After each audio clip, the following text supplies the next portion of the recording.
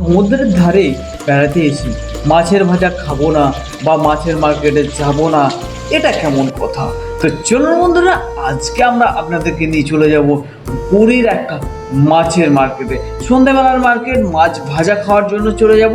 তো আজকের ভিডিওটা অনেকটা ইন্টারেস্টিং হতে চলেছে। তো আপনাদেরকে রিকোয়েস্ট করবো আপনারা অতি অবশ্যই ভিডিওটা প্রথম থেকে শেষ পর্যন্ত দেখবেন।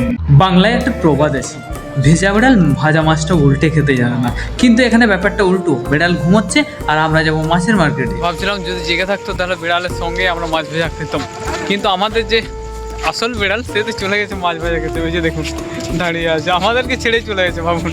অনেকক্ষণ বিচে ঘোরাঘুরি হাসি ঠাট্টার পরে আমরা চলে আসলাম মাছের মার্কেটে।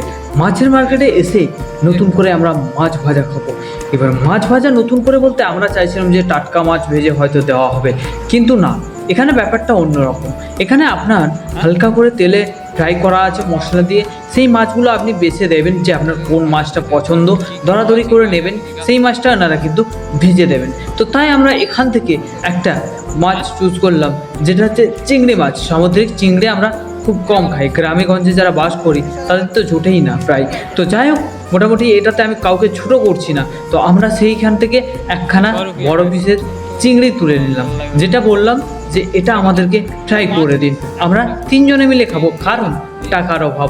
এক পিসের দাম নিয়েছে তোমার 150 টাকা, বলছিল 300 টাকা, কিন্তু না না করে করে হয়ে গেছে 150 টাকা। ঠিক সেরকমই আগের দিন আপনাদেরকে বলেছি যে সব সময় আপনারা কিন্তু একটু দরদাম করে নেবেন, তাহলে কিন্তু দেখবেন যে দামটা একটু সামান্য কমে যেতে পারে। टेस्टी बात, छोटा माछ तो वो टेस्टी नहीं होगा।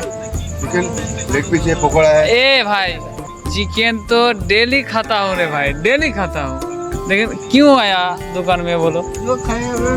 मछली खाने के लिए आया ना। কল্পনা ছিল অক্টোপাস নেব, কিন্তু মেন ব্যাপার হচ্ছে দুজন ওইখানে বসে আছে, ওরা খাবে না, ঠিক আছে? এক সাইডে বসে আছে, আমি ভিডিও করছি বললে, ঠিক আছে? আচ্ছা ঠিক আছে দাদা, আপনি এক কাজ করুন, এই এই এই মাছটার দাম কত? 300 টাকা। 300 টাকা। এটা ছোট সাইজ হবে না? 200 টাকা। এটা 200 টাকা। ওই চিংড়ি নিচ্ছি, দেখবি সামুদ্রিক চিংড়ি। এটা লবস্টার।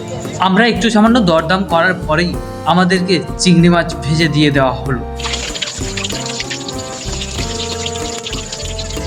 আর এই চিংড়ি মাছ ভাজার ফাঁকেই আমরা দেখে নিলাম অন্যান্য কী কী সব মাছ পাওয়া যাচ্ছে। এখানে সামুদ্রিক অনেকই মাছ পাওয়া যাচ্ছে, কিন্তু আমরা যার নাম জানি না। এখানে ক্যাকড়োগুলোকে কীরকমভাবে ভেজে রাখা হয়েছে দেখুন। তারপরে এখানে রয়েছে সামুদ্রিক ভেটকি, আবার রয়েছে ছোট চিংড়ি, তার মধ্যে রয়েছে আবার কেটেও আবার এখানে পিস করে দেওয়া হচ্ছে যা দেখ। বন্ধুরা, এখন আমাদেরকে মাছ ভেজে দিয়ে দেওয়া হয়েছে, আর তারপরে দেখতে ঠিক এরকম হয়েছে।